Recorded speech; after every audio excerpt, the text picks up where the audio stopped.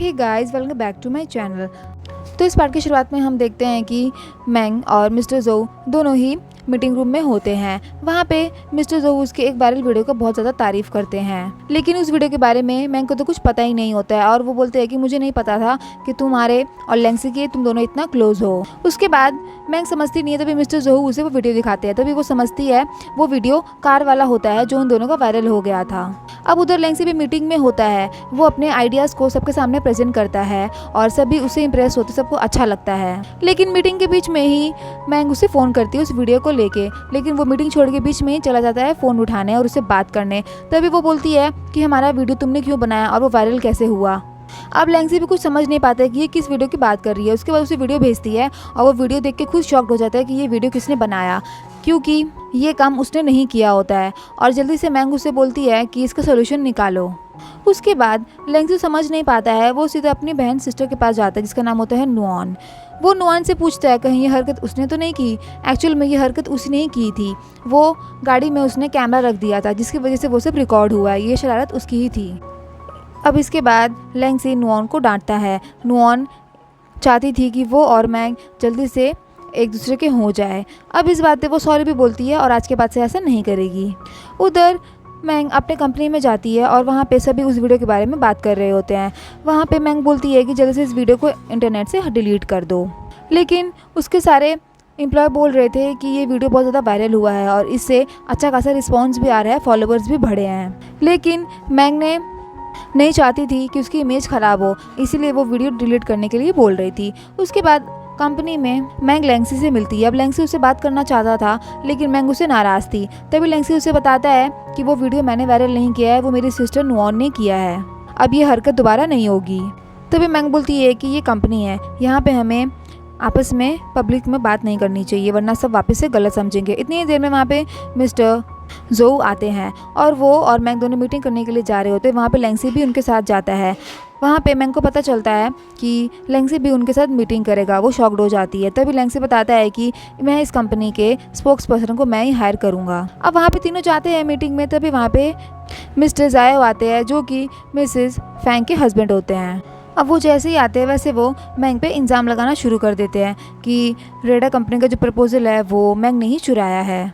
और वो इस बात का सबको प्रूफ भी दिखाता है कि उसकी वाइफ मैंग के कंपनी में गई थी उसे प्रपोजल देने के लिए और ये सब किया धरा मैंग का ही है। तभी मैंग बोलती है कि अगर आप लोग चाहो तो मेरे प्रपोजल चेक कर सकते हो, मैंने कुछ भी गलत नहीं किया है और तुम्हारी वाइफ मेरे पास क्यों आएगी ये प्रपोजल देने के लिए, इसका क्या रीज़न है। तभी जायो उसे बोलता है कि ये मेरा पर्सनल मैटर है, तुम इसके बीच में मत पड़ो। वहाँ पे मिस्टर जोऊ उन लोगों को समझाते हैं, लेकिन मिस्टर जायो तो मानता ही नहीं और बोलता है कि अगर इस कंपनी में काम करेगी तो मैं इस पर केस कर दूंगा। वो मैंग के खिलाफ हो जाता है। उधर लेंसी होता है, वो बोलते हैं कि ये तुम लोग का आपस में पर्सनल मैटर है, मैं तो यहाँ से चला। अब जब वो बाहर जाता है तो वो जल्दी से अपने एक कलीग के पास जाता है और उसे मिसेस फैंग के बारे में सारी इन्फॉर्मेशन निकलवाने को कहता है, इस चीज़ का पता लगाने के लिए। उधर मैंग मिस्टर जोऊ से बात करती और कहती है कि उसने कुछ भी नहीं किया है, वो निर्दोष है। लेकिन अब इस बात पे मिस्टर जोऊ उसे कहते हैं कि मुझे ये मतलब नहीं है किसकी गलती है किसकी गलती नहीं है, मुझे जल्दी से इस चीज़ का सिर्फ सोल्यूशन चाहिए। उधर लैंग से मिसेस फैंग के पास जाता है और सारी बातें बताता है। तभी मिसेस फैंग बोलती है कि माना कि मैंने उसको रेडा कंपनी का प्रपोजल दिया था, लेकिन इसमें मैं कुछ भी नहीं कर सकती हूँ। तभी लैंग उसे बोलता है कि मिस्टर जायो उसके ऊपर बहुत गुस्सा कर रहा है, उसके ऊपर केस भी करने वाला है, तुम्हारी वजह से उसे कंपनी से निकाला जा रहा है। मिसेस फैंग बोलती है कि मैं इसमें कुछ भी नहीं कर सकती हूँ और मैं अपने हस्बैंड को डिवोर्स भी नहीं दे सकती हूँ, और अगर मैंने डिवोर्स नहीं दिया तो वो अपनी मनमानी करेगा, और अगर मैंने दे दिया तो मेरे बच्चों का क्या होगा, मैं तो मजबूर हूँ। उसके बाद लेंसी उसे बोलते हैं मेरे पास एक आइडिया है तुम्हारे हस्बैंड को सबक सिखाने का। उसके बाद वो लोग उस आइडिया पे काम करते हैं। इधर कंपनी में सारी बात फैल जाती है कि रेडा कंपनी का प्रपोजल मैंग ने चुराया है और उस मिस्टर जायो उसके ऊपर केस करने वाले हैं। अब यही चीज़ कोई लोग बात कर रहे होते हैं तो ये सारी बातें मिस्टर यॉन सुन लेता है और वो जल्दी से मैंग से मिलने जाता है उसके फ्रेंड जियांग के पास। लेकिन वहाँ पे जियांग भी उसे रूडली बिहेव करती है और वो मैंग के बारे में उसे नहीं बताती है। अब बेचारा वो वहाँ से चला जाता है। उसके बाद अगले दिन मैंग सो के उठती है और वो काफ़ी टेंशन में होती है। इतनी देर में उसके पास उसकी मॉम का कॉल आता है जो बोल रही है कि मुझे फॉरेन कंट्री जाना है और उसके लिए पैसे मांगती है उससे। लेकिन मैंग पहले तो पैसे देने से उसे मना कर देती है और अपने डैड के बारे में बोलती है कि मुझे उनका पैसा चुकाना है। उसकी मॉम इसके बात पे गुस्सा करती है कि तुम्हारा डैड तो जेल में है, तुम उनके पैसे क्यों चुका रही हो। तभी मैंग बोलती है कि मेरी रिस्पॉन्सिबिलिटी है और मेरे पास फालतू के लिए एक भी रुपया नहीं है। अब उसकी मॉम उसे जानबूझ के फिर फोर्स करने लग जाती है। उसके बाद मैंग के पास एक लेडी का कॉल आता है जिसका पैसा उसके डैड ने पहले लिया था। अब वो हॉस्पिटल के इमरजेंसी के लिए मैंग से पैसा मांगती है। उसके बाद जब मैंग अपने अकाउंट में पैसा देखती है तो उसके अकाउंट में बैलेंस नहीं होता है। अब इस चीज़ से वो सैड हो जाती है क्योंकि उसके पास किसी को भी देने के लिए पैसा नहीं बचता है।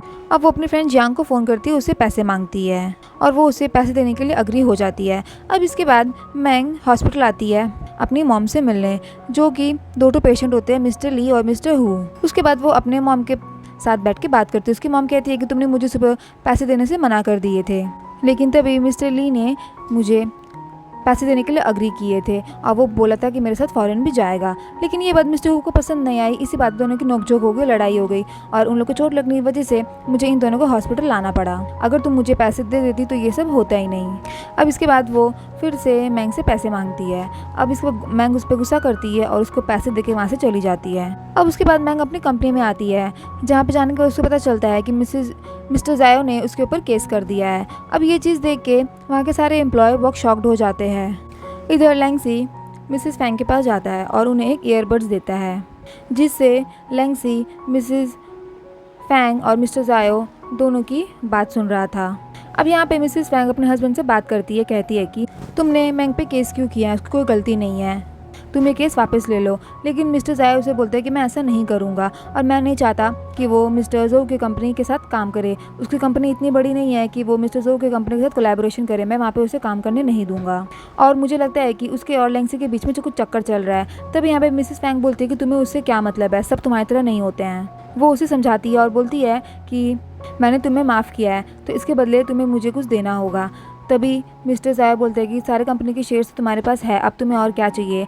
तभी मिसेस फैंग बोलती है कि मुझे शेयर होल्डर की मीटिंग में बैठने की भी परमिशन चाहिए और मुझे भी फैसला लेने का हक है।